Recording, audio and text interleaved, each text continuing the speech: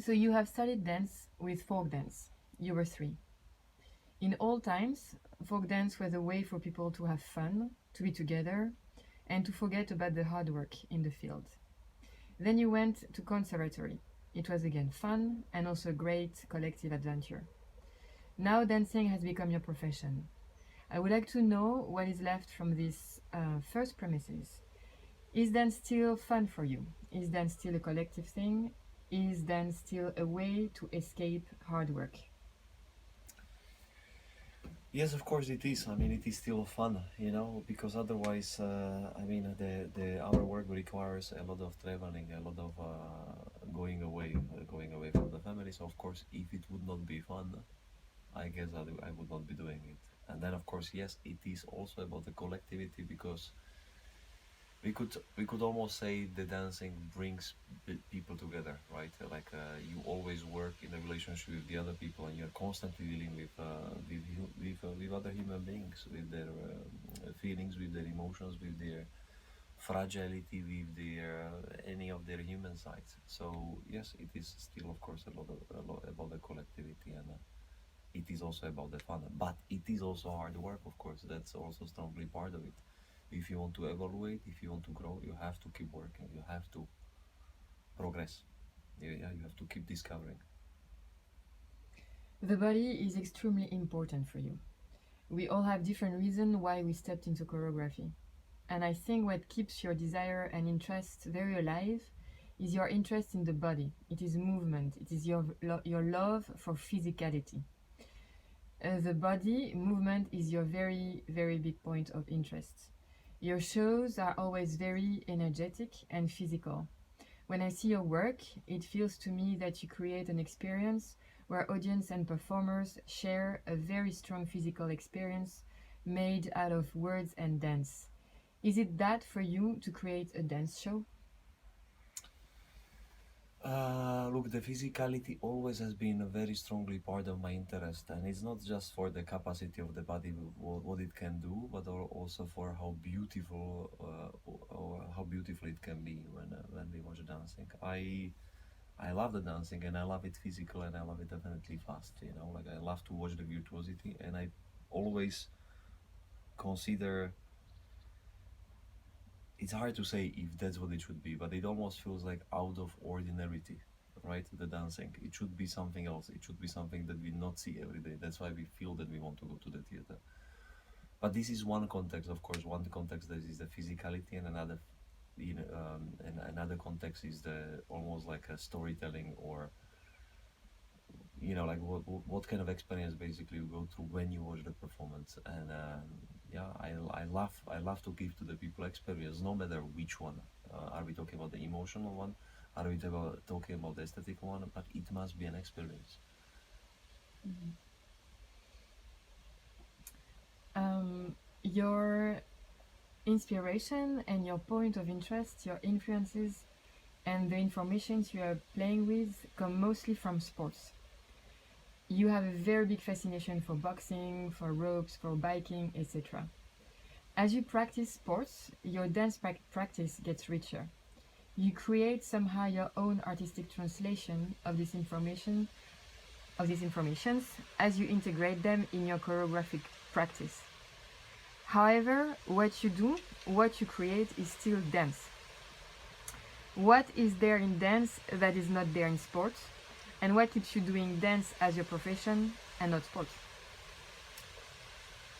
In a sports, we could say that for sports they have. I still perceive that the dancing is the freest form that is there, right? So we absolutely don't have that in any of the sports because each of the sports has one aim, one discipline. That's why there are different categories. Yeah, if you are a boxer, it's it's pointing in very much one direction. So you are only improving in fighting the target. If you are a swimmer or biker, well, like it says it all basically. You are improving in one activity. In a dancing, it's endless. I mean, you have it's almost formless. There is no really form that becomes the form that you have to follow all the time. You can change the form all the time, and Mhm. it's not only about the form, but as I say, it, you know, like there is an emotion that comes in, there is a feeling, there is, it's other things. It's not it's not the form that is supposed to compete towards somewhere. And of course, then there is another criteria, that is an aesthetical criterion, that I am aesthetical person. I love the things to look right. I have a certain flavor for the for the how I like the things to look. It's the same with decoration. I love to decorate. I love to decorate the interior of the house as much as the garden, as much as flowers, anything. I love the decoration, and the movement or the choreographing is very much this. You put the things in order, how do you, accordingly to your aesthetical desires, right? And yeah, it's it's not to be complained, but of course, does it in a practice come? Does it cross? Yes, of course, because any of the conditioning, any of the rope exercises, any of the things will help you to understand your dancing better. Will help you to, I say, like for example, now I finish the practice with the ropes. It's very clear. It gives you a feedback that you cannot have because you have a very concrete feedback on the musicality. You do something wrong, boom, you don't jump over the rope. You will not have that feedback in a regular practice of the dancing, no matter which coordination dancing you take, because you will not, either you have a partner who is watching you and who is constantly telling you do this right, you do this wrong, which we have very rarely one-on-one practice, or wonderful because you get the feedback from the rope, immediately make mistake, boom, the rope gets tangled in your legs. So it makes you, of course, that is one part of it, as much as the conditioning, as much as, but I changed the sports. I'm not dedicated to any of the one particular sport. I like the variety of it. I like that it changes, and it's more like a fun. It's more like a hobby. But yes, I mean, hopefully, in certain way, they do influence, or um, I hope that my dancing is also benefiting from it, and I'm sure it does.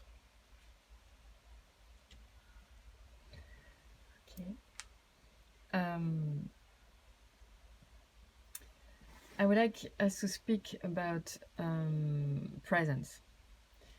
Presence is probably the most ungraspable parameter of our practice. We don't fully know how it works. However, we know how important that is. We know the importance of that as a performer.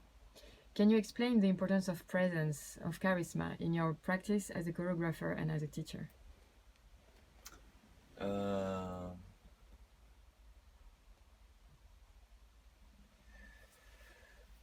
Somewhere, somehow, you know, it's we are talking about the performing presence, right? Like somebody has a,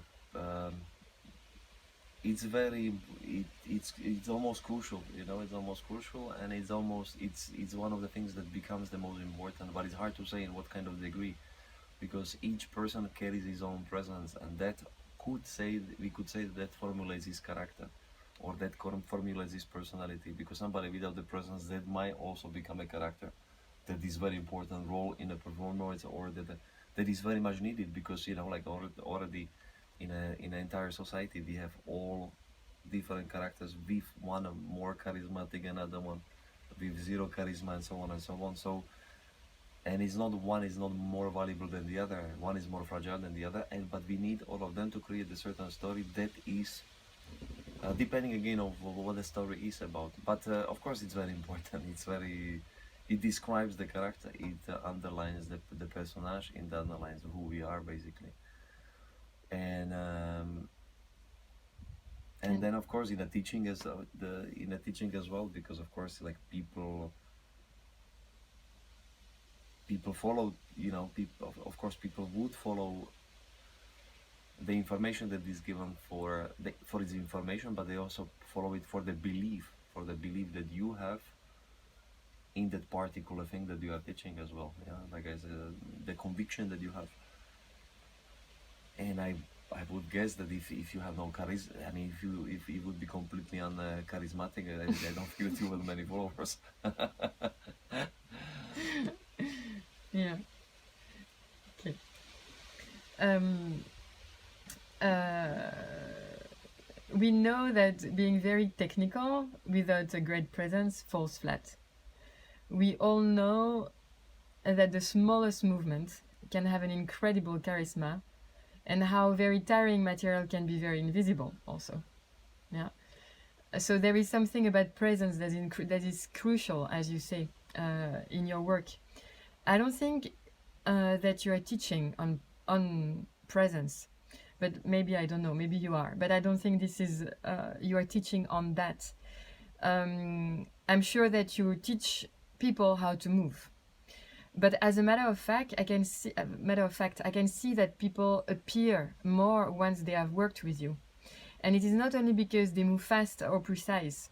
It looks like presence, charisma happens along the way, like a side effect of your work while you are working on something else. There is something about what they do that influence the way they are in the space. And do you see that happening? Do you ever speak about presence? Do you ever try to teach on presence? And do you have any idea why your work made that happen? Both for your students and for your performers. Mm,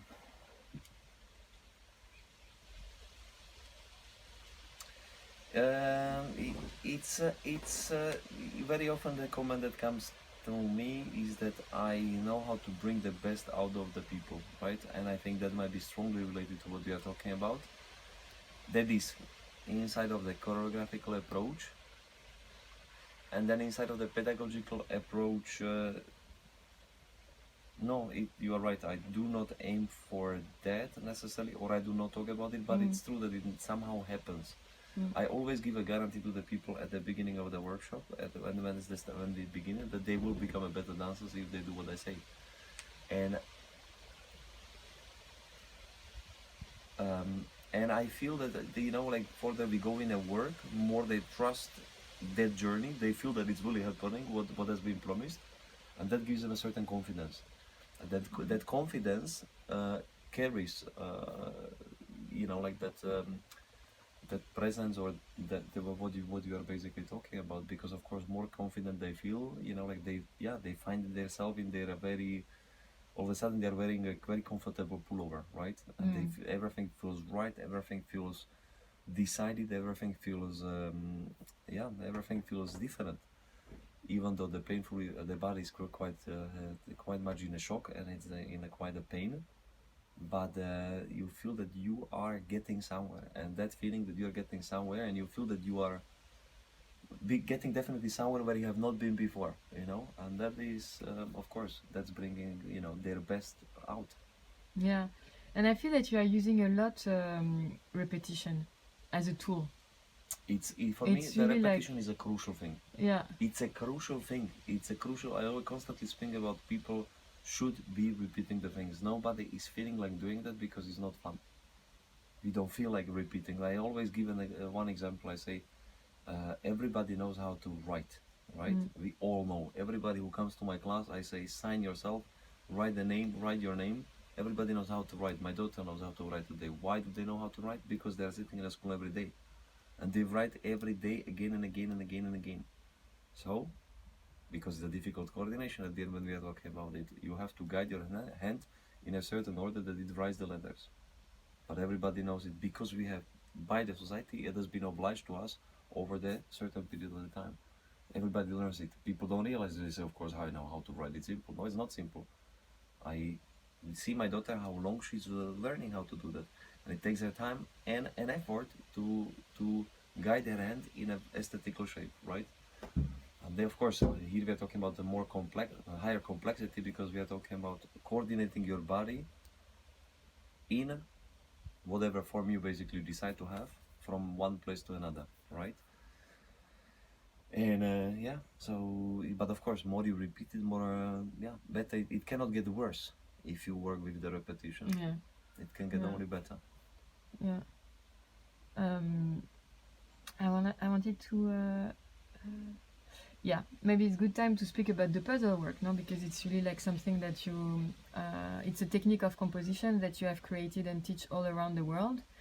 And your choreographies demonstrate because you are using puzzle work in your choreographies, of course, and they demonstrate a very high level of coordination, of precision, of architectural complexity, of musicality, of velocity.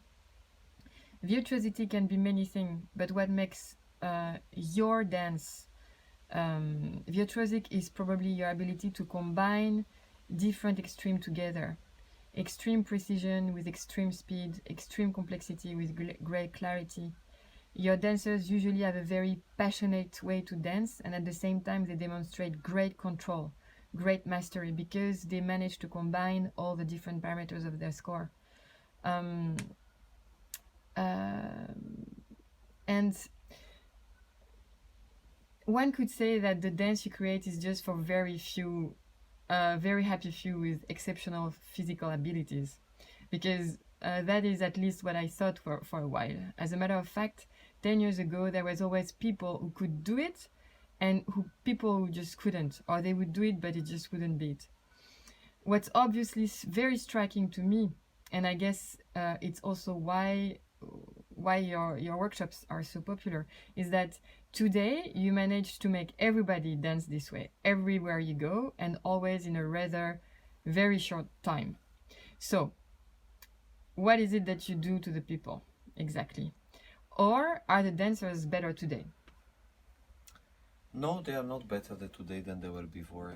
They are exactly as they were before, because you always find you always find the differences. Some of them are well, whatever. That is rather an individual approach. They all are as they used to be before. But yes, you're very right. It does work on everybody today. And why is that? Um I mean, one thing obviously, I think I got much more precise over the years on the system. I found the tools that I can offer to the people that make it work better. And they make it work, you are very right, on everybody. What is different is, again, my belief in bringing everybody towards the target. I believe that everybody will succeed. And with me believing that everybody will succeed, everybody believes it as well. Mm-hmm. So this is thing number one, and then of course another thing I say, it's simple as that. The system is very strongly developed, and yes, it does deliver everybody there within his own capacity, because everybody has a different capacity, right?